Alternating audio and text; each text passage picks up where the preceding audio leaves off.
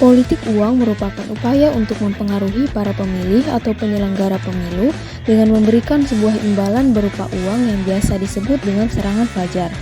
Dengan kata lain, politik uang merupakan salah satu bentuk suap dalam dunia politik. Politik uang tidak hanya terjadi pada pejabat daerah saja, namun politik uang juga telah mencakup pejabat puncak dalam hierarki pemerintahan. Politik uang terjadi ketika dana atau sumber daya material digunakan untuk mempengaruhi atau memanipulasi proses politik, pemilihan umum, atau keputusan politik. Praktik ini melibatkan penggunaan keuangan dengan tujuan memperoleh keuntungan politik. Salah satu konteks utama di mana politik uang sering terjadi adalah dalam pemilihan umum. Praktik politik uang memiliki dampak yang dirasakan oleh berbagai pihak, termasuk calon pemilu yang bersaing untuk mendapatkan dukungan pemilih, aparat yang bertanggung jawab dalam penyelenggaraan pemilu, penegak hukum, pemerhati pemilu, bahkan calon pemilih sebagai subjek dan target dari fenomena politik uang tersebut.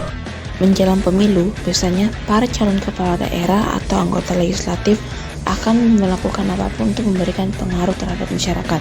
Tidak jarang banyak dari mereka yang melakukan tindakan kecurangan.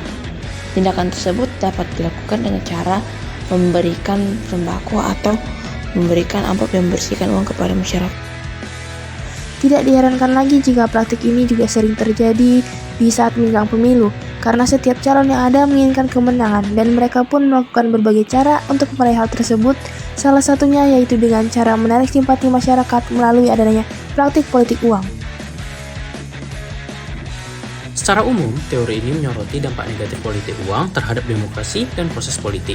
Pertama, politik uang dianggap dapat merusak prinsip demokrasi dengan menghancurkan kesetaraan suara. Kedua, praktik ini meningkatkan ketidaksetaraan akses politik dengan memberikan keunggulan kepada kandidat atau partai yang mampu mengumpulkan dana besar.